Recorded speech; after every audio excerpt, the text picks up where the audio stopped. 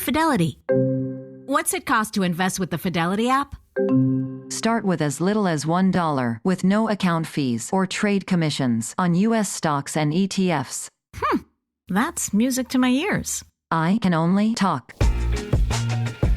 Investing involves risk, including risk of loss. Zero account fees apply to retail brokerage accounts only. Sell order assessment fee not included. A limited number of ETFs are subject to a transaction-based service fee of $100. See full list at fidelity.com/commissions. Fidelity Brokerage Services, LLC, member NYSE, SIPC. Of course, as we saw last week, not every accent does it for him. Sometimes it just confuses him. Mr. President, people in India would be welcoming your decision to extradite Tahabur Rana to... I can't understand a word he's saying. By the way, if you're wondering how tough Indian accents are for Trump, he had to get a translator for it. Not for the language, for the accent. It is evident that how the deep state of United States was involved in regime change. So what is your point of view about the Bangladesh? Soros, and what is the role that the deep state played in the situation in Bangladesh?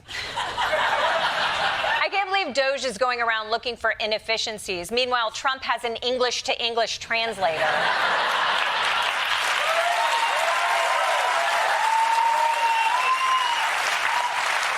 You do have to have a translator for accents. Why does the translator also have an accent?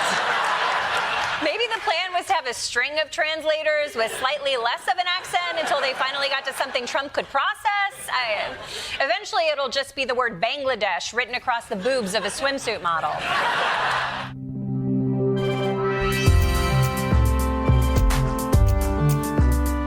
Welcome to Quiet Riot, the rare earth mineral of political podcasts which aims to make sense instead of incense. I'm Alex Andreou. And I'm Naomi Smith, the rhodium to Alex's feldspar. And I'm your Scottish producer, Kenny, the iron to their brew. In a world full of noise, we're here to turn down the volume and cancel the noise. Pour yourself some H2O, pop your feet on the periodic table, and get ready for another Quiet Riot.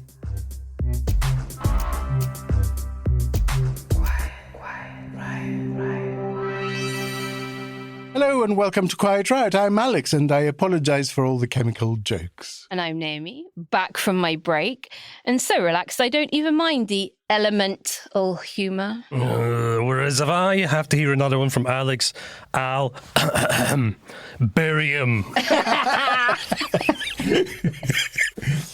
This week we talk about the defence announcement from Keir Starmer that's caused quite a few ructions on both sides. On the side that supports this kind of raise to expenditure because they feel he's nicked their idea, and on the other side because he's decided to fund it from international aid. And we're also going to be talking about the new axis of dicks, basically, following the UN vote where several countries chose not to vote for Russia being labelled the aggressor as per the Ukraine motion. So I think we're going to be getting into all of that and possibly a little bit more. Certainly we've got our regular features, Grin and Share It and Wokey Dokey too. But we have someone to help us, don't we, Alex? Yeah, we do. We've got James O'Brien. Woo! Hello. Welcome, James. This is becoming quite a regular occurrence. Very pleasant one. James, I think many people will be aware of your encounter with farmer I'm Not Your Mate, I Hate You, Charlie. What you may not know is that the call was dissected by titans of intellect, Darren Grimes and Ben Habib. Oh, good. They're on it. Let's have a I thought they were both unemployed at the moment. Well, I've got nothing better to do than listen to your show. But Habib was the MEP bloke. That's right. And Grimes... Well, I mean, you know, I'd know him if I saw him. He was a Lib Dem. He went on a journey. Oh, Lord. Got involved with the Leave campaign. Well, good luck to them. And he likened it flippantly to, well, just sell some land. Oh, yeah, you can sell it to solar panel. Yeah, well, what about when we don't have chickens and we don't have cows and we don't have arable land and, you know, we've got solar panels everywhere, but we're reliant on China for our food supplies. It's unlikely. But you know what I'm saying? He just hasn't thought it through. I used to have a fantastic book of stately homes that were knocked down in the 20th century, knocked down because families couldn't afford the inheritance tax on them. It was cheaper for them to destroy their stately homes. And to justify it the way James O'Brien did is either he doesn't understand what's at stake, or he is anti-British and couldn't care less about the nation state. It's one of those two things. Absolutely. Or probably both. Well, yes. So, James, which is it? Do you hate cows? Do you hate the nation? I couldn't eat a whole one. Do you hate the nation state or both? I don't. Where do you even begin with these people? That's extraordinary. I grew up on a farm. I mean, won't someone think of the stately homes? I love how he not a leapt. flex I've heard before. Is he not aware? Why can't he keep a stately home in his own spare bedroom if he cares about them so much? I mean, the country is littered with ones that have literally gone into rack and ruin. Yeah. I had no idea that people were... I know they might have sold a Rembrandt to cover the inheritance tax or repair the roof, but I don't know that you can reason people out of positions that they haven't been reasoned into. So I think it is absolutely right that farmers should pay half the inheritance tax on agricultural land that anybody else possessed of a similar sized estate or fortune would be required to pay. I think that their unique status absolutely justifies their 50% discount on what everybody else pays. So what I'd like to know is why that... What's his name? Ben Habib. Why does he hate everybody else so much that he doesn't think they should get the discount that the farmers get? That's really, really someone who hates this country.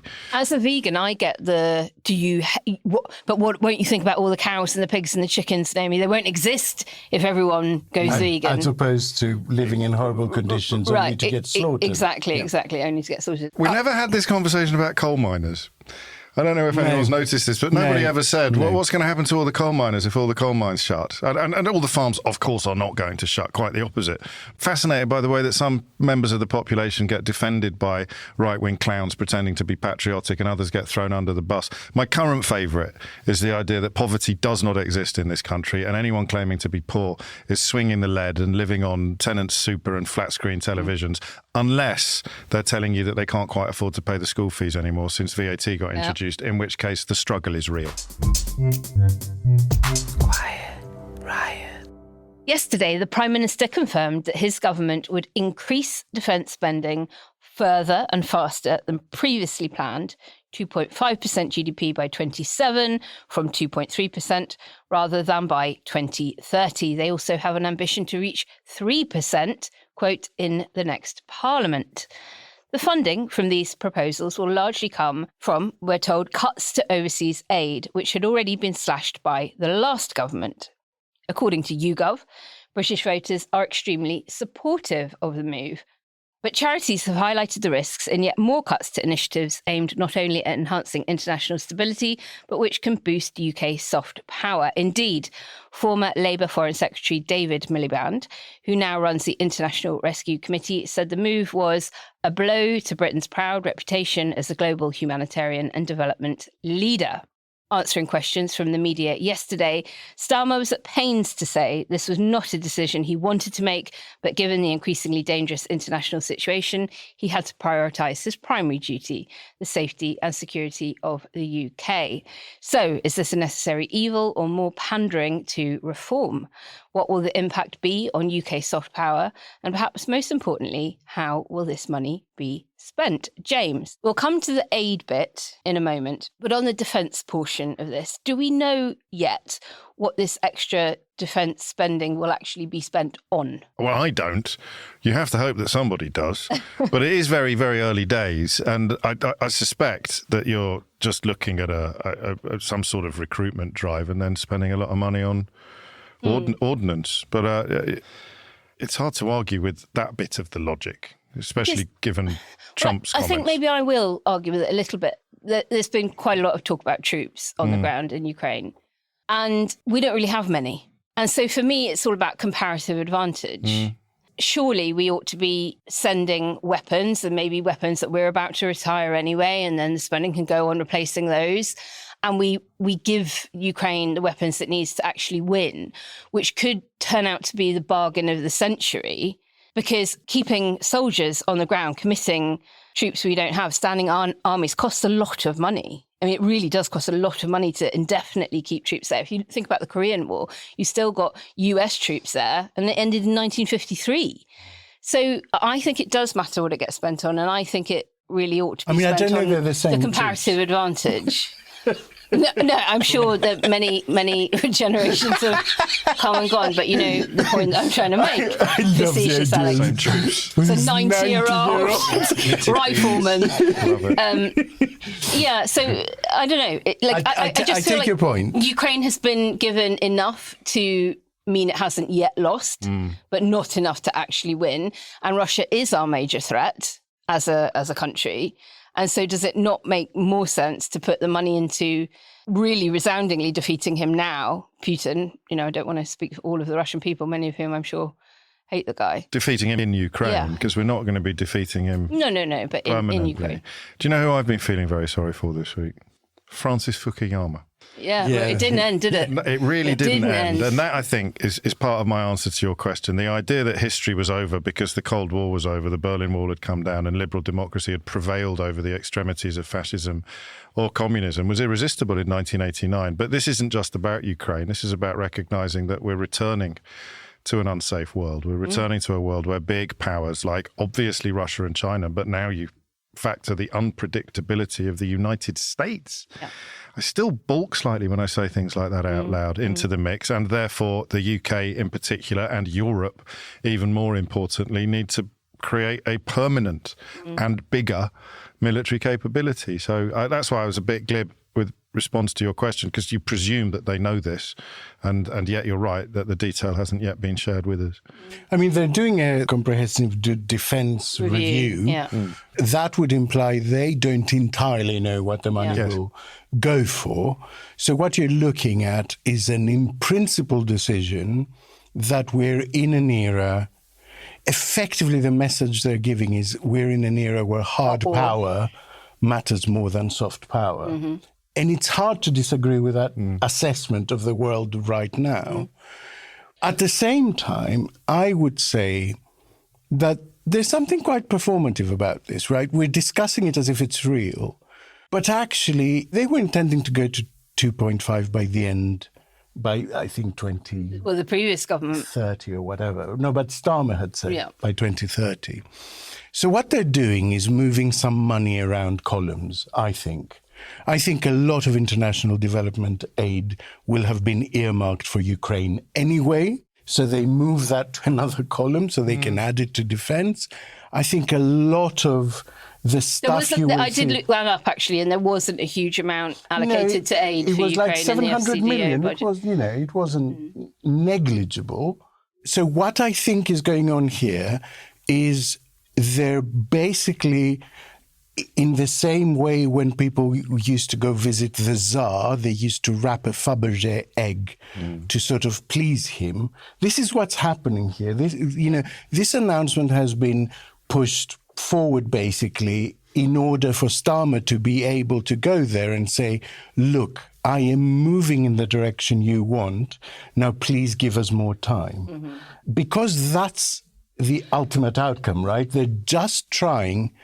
I think everyone has decided that as long as Trump is in the White House, America is not a reliable ally. Well, yes. But they're just trying to gain time and get him not to completely screw over Ukraine so that they can prepare. Yeah. So both of you have talked about the instability of Trump himself and therefore the country that he runs and how it might react to things. Does this change the game on where we should be sinking defence money on weapons? Like, a lot of them require ongoing US support for maintenance, software, etc., when they've now clearly shown themselves to be unreliable. Should we, with this increased military spending, be putting it towards weapons made elsewhere? 100%. And I think that's the fine print of the deal that Trump need not know about right now, that can trickle through the system over the next couple of years, where we prioritize basically allies who are reliable for manufacturing and support and, parts and all of that. Yeah, I think so. Well, let's move on to the aid portion of it then. So, James, David Miliband joined this chorus of others to condemn the aid cut for hurting Britain's soft power. Soft power isn't just foreign aid, right? It's the BBC World Service, it's the Premier League, it's our universities. And except for the Premier League, these are all facing massive funding issues. So is this cut adding insult to injury for our global standing, or will it actually not matter that much at all in the grand scheme of things? I'm a bit out of my depth on this, not just by dint of not being a fortune teller, but not fully understanding the extent of what the foreign aid budget is spent on. And I think that is the problem. I think that's why it is so broadly popular among the public, because we all think of schemes to give mobile phones to Sherpas in the Himalayas or whatever it is that the Daily Telegraph or the Daily Mail have conjured up this week. China was still giving aid to China. Yeah, and India's got space rockets, whereas actually it should be going hand in hand with military spending. They're two sides of the same coin. You spend, I think it was James Mattis, the American politician, who said, if the State Department is not fully funded, I'll need more money tomorrow for guns. Yeah. And it can be that straightforward. But the public doesn't understand that. And I don't mean that in a condescending fashion, which means that it is by far the easiest place in which Keir Starmer can find the money that I think we all agree he needs. And politically, it's the least controversial space to find it. I'm reminded of Che Guevara's diaries, would you believe, when he was relating the retreat from an ambush in, I forget which war it was. He was retreating from an ambush and he couldn't decide whether to take with him weapons or medicine. And he took the medicine and later wished he'd brought the weapons. Let's move on from the government to the opposition. So Farage, of course, hasn't shut up about Starmer nicking this idea from Reform UK. Of course. And the Tories have traditionally been in favour of a lot more defence spending. And it was a key attack line from Sunak in the last election to Starmer. So how is Kemi Bain not playing this one? How should she be playing it? I think we all probably tuned into a bit of PMQs today. We've got a little bit for people to listen to. Over the weekend, I suggested to the Prime Minister that he cut the aid budget, and I'm pleased that he accepted my advice. Mr. Speaker, it's the fastest response. It's the fastest response I've ever had from the Prime Minister.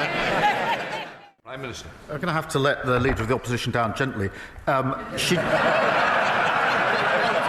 didn't feature in my thinking at all. I was so busy over the weekend I didn't even see her proposal. I think she's appointed herself, I think, saviour of the Western civilization. It's a desperate search for relevance. It's quite interesting because they're all trying to claim my idea simultaneously that it was entirely their idea, and also that Starmer is doing it wrong, and also that he's been forced into it by Trump because he's basically a better cuck. Right. And so Badenoch tried to ride those two horses at PMQs today, and again, it just backfired spectacularly. She looked ridiculous.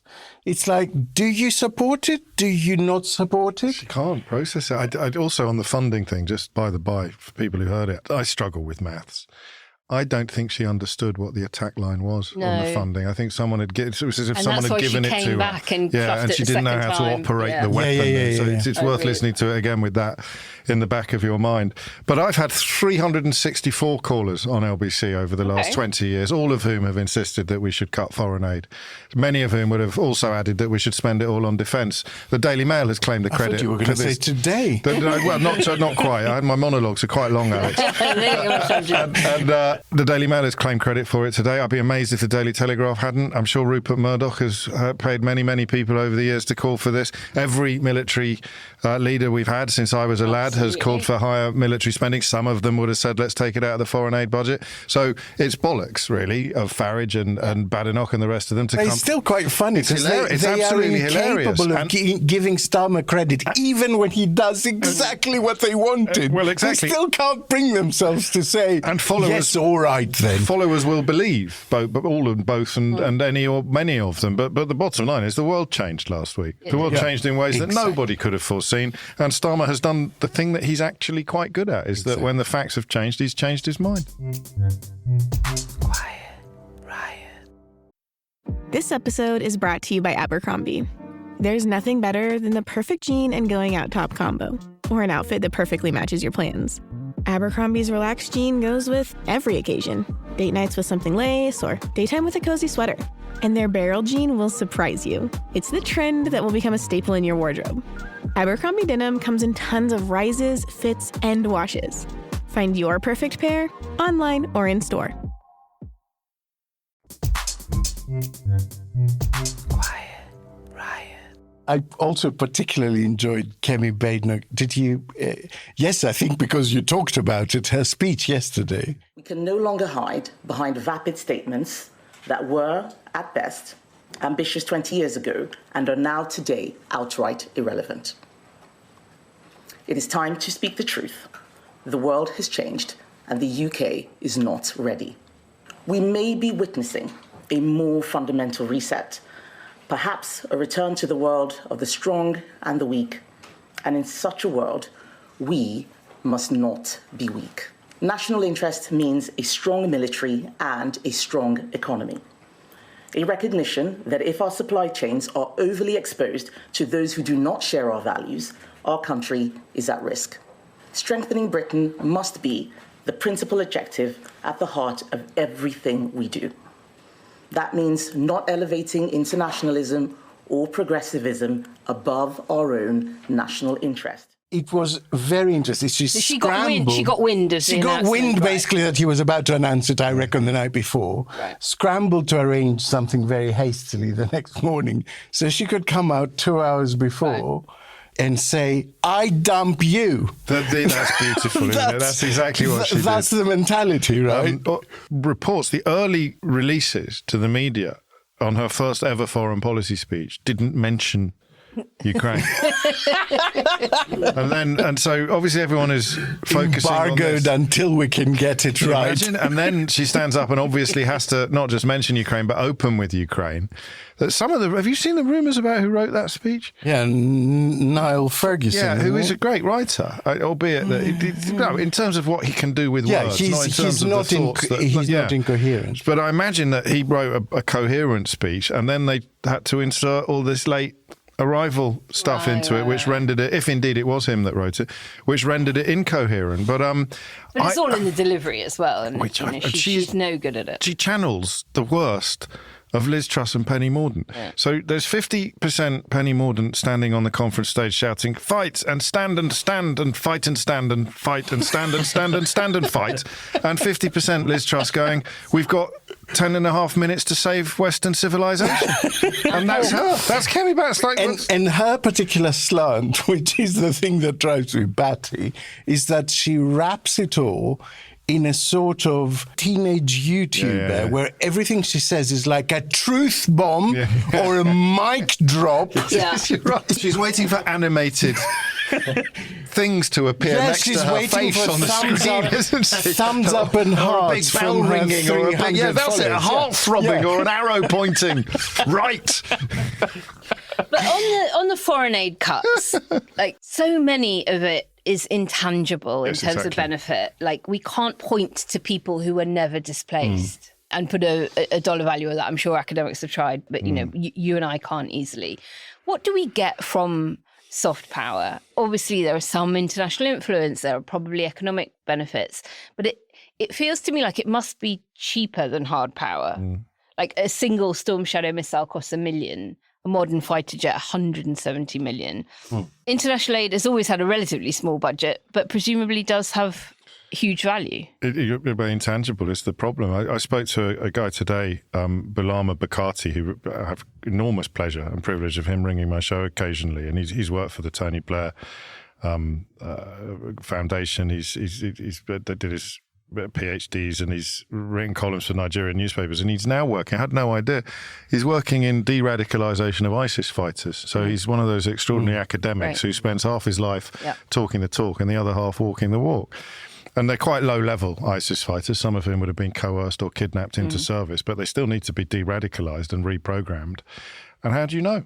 Yeah. What would have happened? He's working with 50 of them at the moment, and if he hadn't stepped in, he's not actually funded by foreign aid, but he is obviously funded by altruism and charity. And how many of them would have gone on to do something terrible if you hadn't done it? And you could say the same about irrigation. You could say the same about any of the work that David Miliband does. And, and the destabilization of regions. You don't even have to go as far as missiles cost. No. Think of the cost to the UK of gas prices spiking over the last 3 years. Yeah. Perfect example. How much money would it be worth to pump into stopping that conflict from starting? Exactly. The problem is we are where we are now. Yes. And so two things can be true at the same time. It's absolutely terrible that it's happening, and it has to. And talking about stopping things, stopping the boats. Best way to stop the boats, to coin that very popular phrase, is to address the circumstances. Keep Sudan from going to shit. Address the circumstances that prompt people to get into the boats or to head for the shorelines in the first place. So bizarrely, and climate change, which will be another huge driver. And that would be foreign aid too, wouldn't it? One thing that I did enjoy was the strapline: secure at home, strong abroad. Not because I think it's a particularly good one, but because there is one. So when Starmer does the speech, and I was like, thank God, because the Tories were, they were brilliant at coming out with oven-ready deal, Brexit means Brexit, get Brexit done, but it didn't matter. It didn't matter. So they would convince enough people by saying, look, here's this memorable thing, 3-letter strapline, a slogan, and I've always thought, come on, Labour, we need a bit of that. There needs to be something we can hook our talking points to. There needs to be some kind of way of summing this up for the very, very lay person who's incredibly time poor and isn't going to pore over watching a Parliament channel like we do. So I was quite relieved to see a pithy slogan, even though I don't love it totally. Yeah.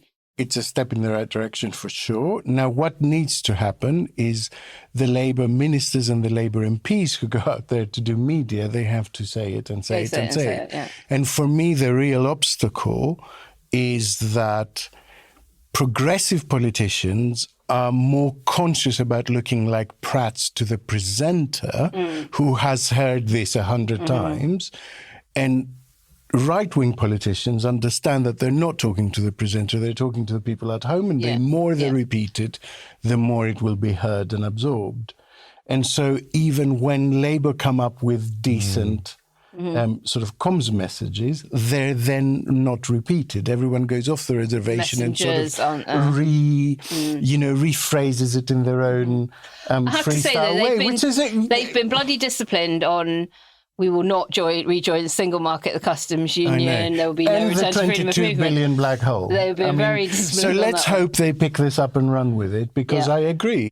If it breaks through, I think, the voting public, because it is surprising and because it is counterintuitive, because it's not what, from the headlines they see in the Telegraph and the Express, it's not what people would expect Starmer to be doing. Secure at home, I think it has a chance of really making an impact if they wanted to. Right, let's do a call for action. Alex, I think you found something courtesy of our lovely friend Arthur. Yeah, I thought it was important while we're talking about recruitment and more money for defence, etc. So our call to action will go to Help for Heroes today. I asked Arthur, which is the most apolitical of the veterans charities, and he was very firm in his view that Help for Heroes does really good work out there, doesn't pressure anyone to buy poppies or whatever. So I would ask quiet rioters to go out there and show their support for the actual people who will be asked to go out and do these things. Quiet riot. BTW, FYI. Visit Nexplanon.com RN to learn about Nexplanon. It's an adjustable implant, 68 milligrams radiopaque. Or ask your HCP IRL. Okay, TTYL. Quiet riot. Listeners may have seen a horrific video put out by Team Trump on Truth Social today, which featured AI-generated redevelopment of Gaza, complete with bearded belly dancers. How very woke, you might say. But I think it was just a ploy to make us all share the content, because there is absolutely no way his team wouldn't have spotted that before posting it. Like, none whatsoever. However, I was sure a team saw it, or did he pick it up from some source at 1 a.m? He does a lot of his posting from the toilet, apparently, doesn't he? The golden toilet. I don't know. Yes, so who's checking it there? But there are some real woke stories out there in the ether, I'm sure. So let's get into this week's Wokey Dokey. Wokey Dokey.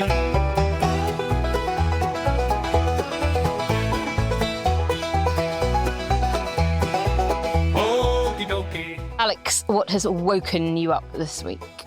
So there was only ever going to be one winner this week, and it was suggested by Quiet Writer Lee. It is in the Telegraph, and it's like a woke bingo. The title and strapline read, Oh my God. "The Muslim drag queen helping asylum seekers prove they are gay. Documents reveal a trans woman gave evidence in several immigration appeals." Hold on, right, I just want to count. Right. So they're going after Muslim 1, Muslims, drag queen trans, 2, asylum yeah. seeker 3, Gay people, 4, yeah. Documents, the documents are a bit woke. Yeah, they're a bit 5, woke, yeah. Trans woman 6, Courts, evidence, yeah. Appeals are Immigration. woke. All right, okay, so you've got at least 10 woke words in one. So this was discussed by David Bull, former Brexit Party MEP and Reform UK Deputy Chair, with Claire Muldoon, no idea, in the Woke Britain segment of his talk radio show, with the sensitivity precisely you would expect. Have a listen. This is a 42-year-old Southall-born artist and DJ, also gave evidence in 3 separate asylum seeker cases. Apparently, these asylum seekers claim this is the latest ruse, they're gay or bisexual, and that their lives would be at risk if they return to their home countries. They're gaming the system, aren't they? Pretending to be gay so that then they say they face discrimination if they're deported out of the country.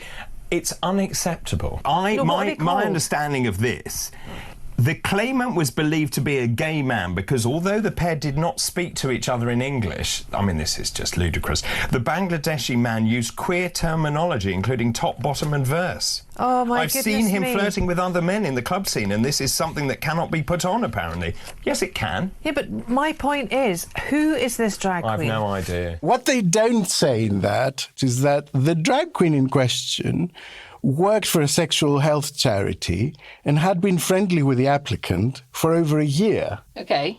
They've been going out together and, you know. But no, apparently the same people who always flame us lefties for calling out Islamophobia, specifically because of how extremists treat gay men. You know, the thing I get most is they throw gay men from rooftops, and they're the people you're supporting. But they're also quite sure there are no gay men trying to get out of these countries. Because that's the certainty in that, right? Of course, yeah. That there are no genuine gay men trying to gain asylum. That's a domestically bred thing. Yeah, so, I mean, in conclusion... Schrodinger's gay. I guess acknowledging the possibility that someone who says they are gay might be gay is woke. Yeah. I think that's the bottom line. And any evidence in support is woke as well, which begs the question, how do you prove that you're gay? Like, what is the evidentiary process that would comfort bigots? Make them sing along to Barbara Streisand? That might do it. Polaroids of penetration while holding a newspaper with yesterday's date. You can fake all that, you see. Make them perform some sort of sexual act. Didn't they used to throw women into ponds if they were suspected of being witches, and if they sank, it proved they were innocent? That might be a good, a good way of doing it. If they drowned, they were off the hook. So given that David Bull claims to be gay... Ah, yes, but... I think the ducking stool idea looks quite attractive. I really do wonder how would he prove it. President Donald Trump, for no good reason other than his reckless ego and unfathomable admiration for Russian dictator Vladimir Putin, is shattering the post-war consensus which bound America and Europe together in the defense of freedom and the pursuit of peace. What will replace it, if anything, is hard to divine.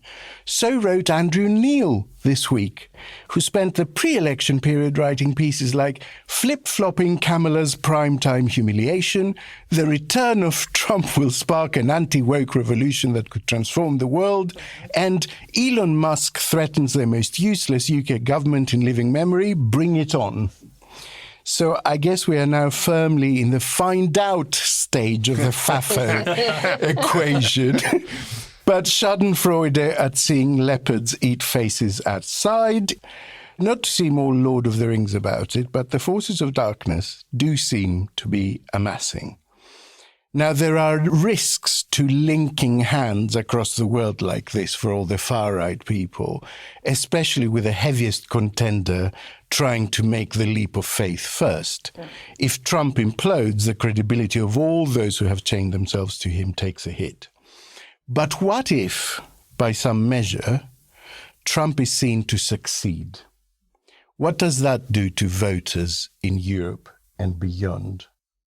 James, Naomi, both of you, I asked both Luke McGee and Arthur Snell this question last week, and they disagreed. They're both very expert on NATO, but they didn't come to the same conclusion. So James and I. So I'd be interested in your thoughts. Is NATO basically over? Who wants to go first? I don't know. Sorry. I mean, for the very simple reason that he can say on Monday that oranges are apples, and on Tuesday that apples are apples again. So the thing that worries me most in the context of exactly where we are now before Starmer arrives in Washington is this idea that you can reason with him, whereas it's not reasoning, is it, that you are playing with it? I don't know what it is. It's whimsy, it's narcissism, they talk about him being transactional, but transactional involves logic, and there's no logic in what he does because it's Fabergé eggs. We're back to Fabergé eggs. So no, I don't think that NATO is finished because I don't think that it will ultimately serve Donald Trump's personal selfish interests to pull the United States of America out of NATO.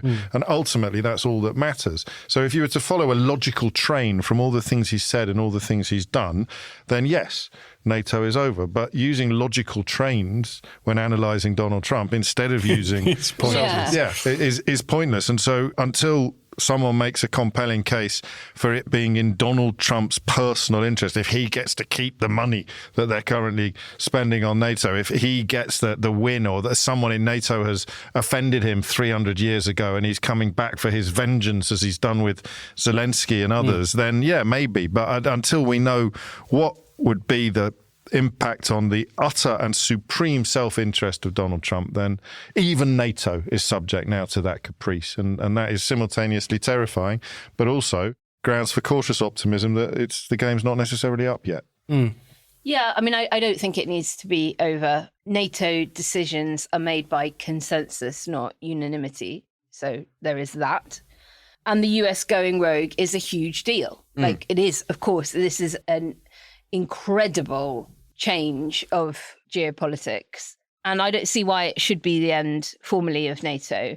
And I think it ties the UK and the EU to other useful allies around the world beyond the USA. And I think Trump's America would still defend some NATO countries if it saw an attack as a threat to its interests, as James, you've just said. Now, look, I do worry about Putin trying to test Article 5 in a way that makes the alliance look weak. I think we need to be prepared for that eventuality, and I think European leaders probably are beginning to sharpen their minds around that. So I agree. I don't think so. I think it would, of course, still be huge interest for him in supporting NATO. So, look, the honest answer is I don't know, but it certainly doesn't need to be the end of NATO. So this is really interesting to me because the reasons you cite are the same reasons that Luke and Arthur cited, and they're completely valid. But the conclusions they came to, Luke came to the conclusion you both did. We don't know, probably not. It's a lot more than just one and Arthur was sort of definitively... country. Well, Arthur's point was that if that guarantee of solidarity is not cast iron, then it's nothing. It doesn't exist. If Putin can go into a gaming of, if I invade Estonia, would America send troops? Do they have enough earth minerals or gas or whatever to exchange for America's protection? Then you're talking about an environment where it's not an alliance, it's an ad hoc... Will NATO defend Greenland? You're talking... Well, but, I mean, the extraordinary thing about the Greenland situation is that Denmark, probably second only to Britain, is the most NATO-friendly Atlanticist nation in Europe. It's been brilliant with Ukraine. I think they're answering slightly different questions. When Arthur said it's over, he's in a way, he's answering the question of whether or not NATO as a philosophical concept is the same today as it was a year ago, to which the answer is clearly no, it's not. But if you're asking, is NATO going to be dismantled? Is there no longer going to be an organisation called NATO by this time next year? Then the answer is also no. I mean, his suggestion is that we basically start looking at a NATO minus US model, because I never understood the Faragist scaremongering about a European army. I always felt, and I'm no historian, but I've always found that the armies we're in are not the ones we should be most frightened of. but you know, that's another extraordinary aspect of it, that for decades the people resisting the idea of any kind of European force are now the people going, why haven't you got a European army ready to go? And it's like, what? You'd have hit the roof if I'd suggested it 5 years ago. Brexit there as well. David Cameron oddly proved right about one of the biggest elements of Project Fear. Ukrainian officials confirmed that they've reached a deal with the US. Apparently we'll find out about it on Thursday as people listen to this. So they've reached a deal on rare earth minerals. Trump has signaled this means continued US military support for Kyiv until a ceasefire is reached. And he says this will pay back what was spent and more. Has the protection racket approach basically paid off if he gets If he to does, profit from it? I mean, the problem is that by the time you finished reading the latest claim, it's been denied by one of the other sources, and not even guaranteed that. Yeah, which is why I'm quoting Ukrainian sources. I know you are, but I think Zelensky has not joined in with that claim at the time that we're talking to each other. So again, if it happens, then it is. It's complete racketeering, isn't it? It's nice. Well, okay, I've got a slight caveat to that. So, I mean, Zelensky was the first one to moot the idea a year ago. He said, hey, I'll give you some minerals if you continue to, there is a deal to be done here. Okay. Right, so there is that. And Just not $500 billion worth of... No. But the principle was established. The principle was established by them. And then when you look at Guyana, I think that's a really interesting country to look at, because they have courted very successfully diplomatically both the US and China. So obviously they've got the threat of Venezuela to their east. They've got some other issues in the region. And by giving both major players a strategic interest in their natural resources, they're kind of hedging themselves from any US-China fallout. You know, they will probably be okay. So I do think there is a grown-up approach to dealing with a fucking baby. You know, and I think pandering to a baby is something that you're a parent, James. You told the kid that wanted a lollipop, here's a lollipop, and given them a carrot, and they've gone, oh, thank you, Dad. You know, like that is what we're having to do. That is the approach with Trump. Doing and that, the only one. You could see Macron doing beautifully it. You could see absolutely the flirtation almost, while also having patting him on the head, having the stones to say, actually, that's not that bit's really not true, and it's the most relevant bit to this conversation. Absolutely, it's the bit where Trump says, "Do you know the Europeans are getting all their money back, and we've given more," and Macron can stop him and say no. But I don't know. I mean, listen, if again, to answer your question, if they end up turning a profit on the deal, then it's racketeering. Right. If there is a little bit of quid pro quo, then that, as you economic ties avoid war. Right. What do they say when goods cross borders, soldiers don't? Okay, so counterpoint to that, this was precisely Angela Merkel's logic for the last 15 years in becoming so dependent on Russia for gas. That was literally the logic, was that if we tie ourselves economically enough with Russia, they then need us more than they want war. Impossible between us. So it's a toughie. On the Macron thing, I mean, many suggested that he had sort of gazumped Starmer by flying out on Monday. He captured the attention of the media by fact-checking Trump live, which was delightful to see. I support the idea to have Ukraine first being compensated, because they are the one to have lose a lot of their fellow citizens and being destroyed by these attacks. Second, all of those who paid for could be compensated, but not by Ukraine, by Russia, because they were the one to aggress. Again, just so you understand, Europe is loaning the money to Ukraine. They get their money back. No, in fact, to be frank, we paid 60% of the total effort, and it was through, like the US, loans, guarantee, grants, and we provided real money. To be clear, I mean, this war costed all of us a lot of money, and this is the responsibility of Russia because the aggressor is Russia. But this produced a lot of social media. Let's hope Starmer does the same stuff, which I think would be really weird.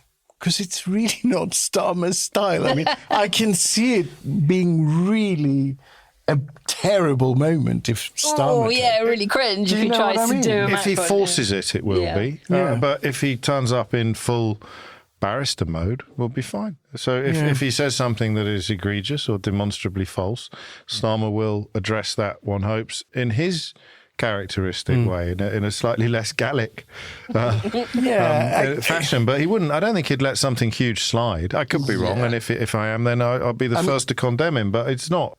I also think the fact that Macron can't seek re-election gives him a certain freedom. It's liberating. But I never subscribe to this view of the two of them in competition. That's journalists. They are a team. Yeah, that's journalists. They called each other, like they spoke to each other that evening and then again today, ahead of Starmer's visit. They are obviously coordinating their good cop, bad cop ties. It's the marriage of jingoism and a certain type of journalism that is responsible for so many of our problems in this country at the moment.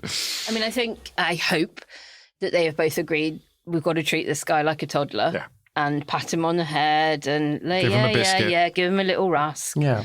And Macron would be a very different dad to Starmer, I guess, is what I'm trying to say. Yeah.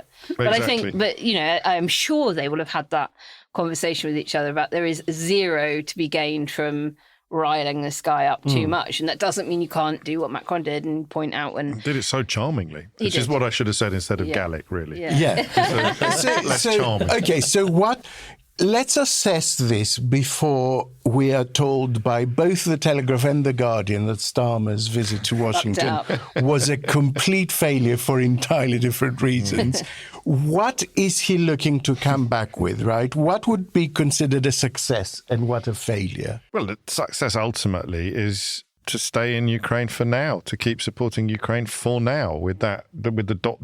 on the end of that sentence. Yeah, just by buying some more time for Ukraine. Because let's not forget that Russia have got fucking donkeys on the front line right now and other pack animals. I've seen even one report saying they're using camels. Right, this is because they are running out of armoured machinery. They haven't got enough vehicles to take shit, whether it's ammunition or food for troops.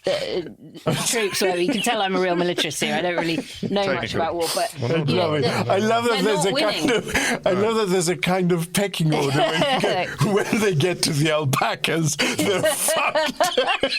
but surely they are. Like surely this is not a side that is obviously winning. No.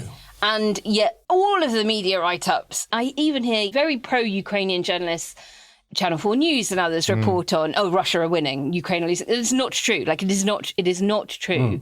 The moment was years ago, but it is still not gone to properly give Ukraine what they need to defeat them. And so I think what really good would look like is coming back with a, not only don't give up now, but give them a bit more to finish the job properly. Clearly, and we're going to come on to it, how the USA voted at the UN this week means that is highly unlikely. Yes. But you're right, as long as he comes back with having appeased the man baby sufficiently to keep supporting Ukraine. The other thing about Trump, I think, and Kim Darroch made that point when we had him on the show, was that he's extremely susceptible to influence.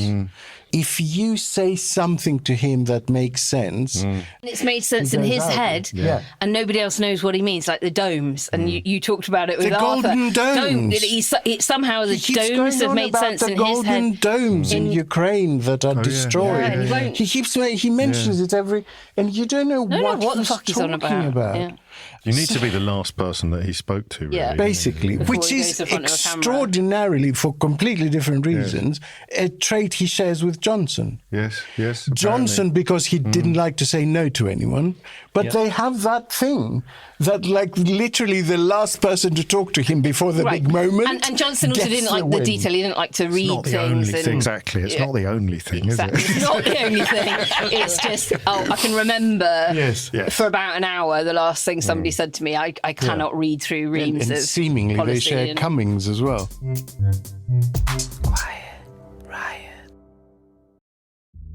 Build a routine with Ollie that supports your wellness needs, like getting your daily vitamins and minerals with Ollie's multi-gummies, or keeping your mood upbeat with all the vitamin D in Hello Happy. Give your gut health some support with probiotics, and wake up feeling refreshed after taking Ollie Sleep. Do wellness on your terms. Find Ollie at a Walmart or Target near you, or at ollie.com. These statements have not been evaluated by the Food and Drug Administration. This product is not intended to diagnose, treat, cure, or prevent any disease.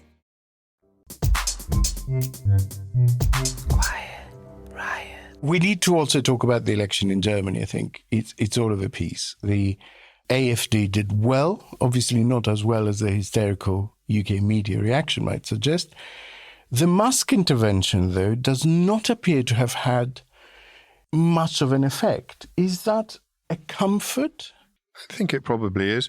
I think that Musk's intervention started 18 months ago when he bought Twitter. How long has he owned Twitter for?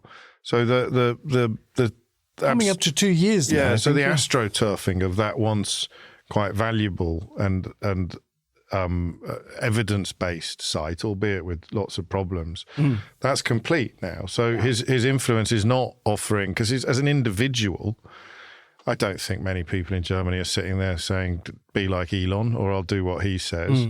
He's already completely polluted public discourse by turning Twitter into a sewer where far-right lies and far-right propaganda has got its 3/4 of the way around the world, and the truth can't even get its trousers on anymore because the algorithms don't let you. And so I think his influence was probably significant in the context of doubling their vote, but in the context of moving it from where it was when he publicly supported the AfD to where it was when the ballot was counted, I think was largely negligible. And I think he probably motivated people to go out and vote for the other side. Yeah, so and he had a he had a dual role. So he influenced but also cancelled it. They had an enormous turnout, the highest since reunification. 84.3%. Right, exactly. It's extraordinary. The stuff we can only dream of in this country. Yeah, isn't it? And can you imagine if people hadn't been motivated to go out? Thank God that they did. And those of us that have, dealt with the EU referendum and beyond, the reluctant Remainer who didn't go out to vote was the scourge of our lives. And we're living with the consequences of them assuming we wouldn't leave and that everything would be okay and that they didn't need to go out and vote. So I think he almost certainly did help to motivate some CDU, CSO, SPD voters out. But basically, should European leaders, instead of waiting to be picked off one by one, should there be a European response to this kind of outside interference? Yeah, and I think there is beyond Europe work happening on it as well. So I know that there are teams in DC working with teams in Berlin, working with teams here in the UK to talk about how to tackle this era of disinformation, misinformation, and downright fascist interference in democratic processes. So I think it is happening. Which is why the rearguard action's already in place. It's why so much of the rhetoric at the moment from these people is about freedom of speech. And you're thinking, what do you mean freedom of who's free? What? Nigel Farage standing on stage saying, if I say something in my own country, I get sent to prison. Why aren't you in jail then? What is it you can't say, mate? It's literally what is it you can't say? And of course, they're talking about freedom of speech because they're frightened of people pushing back, governments and international unions pushing back on the sort of lies that we saw in Romania, who did push back, but after the result had come in. I have to say, looking into the German election in preparation of the various things we did last week, it's on a different level. There are several completely AI-generated influencers on Instagram and TikTok. We're talking beautiful, blonde, blue-eyed women who are constructed and put out sort of pro-AfD videos one after another. And Welle was trying to find out who administers this account, who funds this account, and they couldn't. They got a response from the AI influencer saying, what does it matter to you? Yeah. So you go to the platform, me? you go to the source, you go to the publisher, and you regulate them, and they start bleating about freedom of speech being compromised. Last one to a little question to just round this off. The states voted with Russia, North Korea, Belarus, Hungary and Israel, which I have not seen broadly reported here. I've done my bit. I've done my bit. Against the UN resolution on the 3rd anniversary of the full-scale invasion of Ukraine by Russia, affirming the condemnation of Moscow's actions and supporting Ukraine's territorial integrity. Not really controversial stuff. So is it time to start entertaining at least the notion that this goes beyond unreliability and theatre and Trump being a man-baby and deal-making, and is a real realignment based on a rejection of democratic values, that Trump's America has more in common with Russia and North Korea and Hungary than it has with Britain and France and Germany? That's the question. I think it's so hard to answer without looking at everything through the lens of normality bias. You know, I've caught myself so often lately thinking this can't be as bad as it looks, because I am biased towards the idea that this threat cannot be as serious as it seems to be, that this does not smell as bad as my nostrils are telling me. But yeah, and you know, to a word, authoritarianism is the alternative. I mean, that is what we are seeing, and it is not historically what the United States represents. And then, as you say, alignment. So I went on air the other day, about a week and a half ago, maybe 2.5 weeks ago, and I thought I'm going to use the word appeasement with regard to what he said about Russia and what he said about Zelensky. And you have to be very wary about words like that, you know, as you do with words like fascism. And one of the early calls I took from a military man, it's not appeasement, it's alignment. Yeah. They're two very different things. Neville Chamberlain didn't come back from Munich having signed up to the Nazi war project. He came up sort of believing, genuinely believing, not pretending, that he'd managed to put the brakes on the natural shift from Sudetenland to Poland a year later. That's not what Trump's doing. No. Trump is aligning with Russia, and so far only on the floor of the United Nations. So, you know, what comes next, again with that weird optimistic, pessimistic caveat that just because he did that on a Monday doesn't mean he won't do the polar opposite on a Tuesday.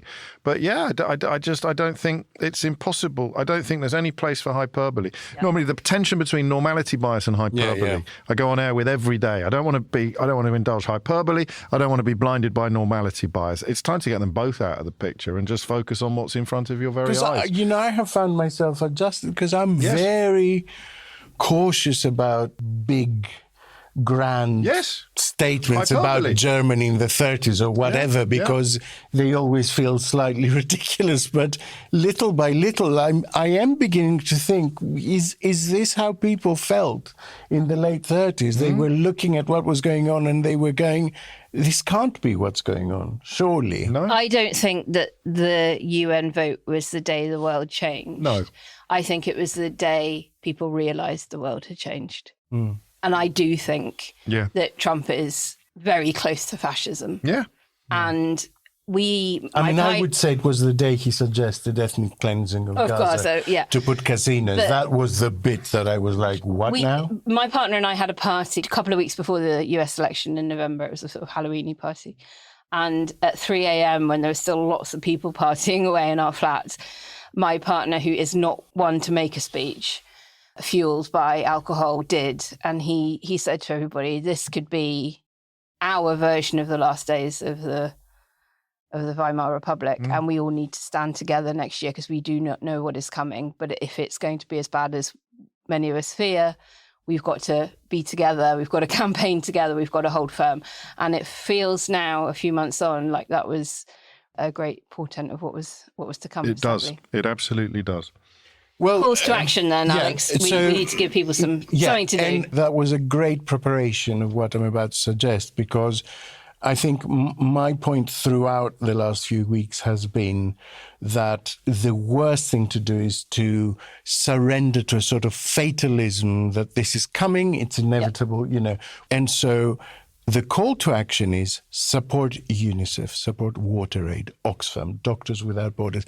Find a charity that you like the work of and make up the shortfall for all the funding being withdrawn increasingly by various Western countries. Maybe not all of it yourself, but a fiver, a tenner. No, but the point is if 100 Between people or us. 1,000 people or 100,000 people give a fiver each, that goes a long way towards easing that sudden drop, which is what charities dread. They dread having to close programs overnight.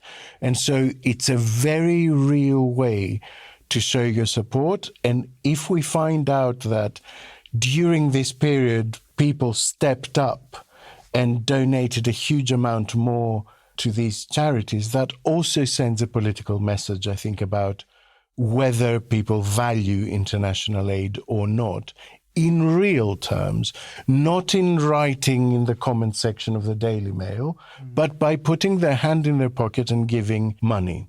And so that's what I would suggest. Quiet Riot. And now, especially after we dumped that pile of dung on you, it's time to plant some flowers with some good news. It's time for Grin and Share It. Good news is welcome to me.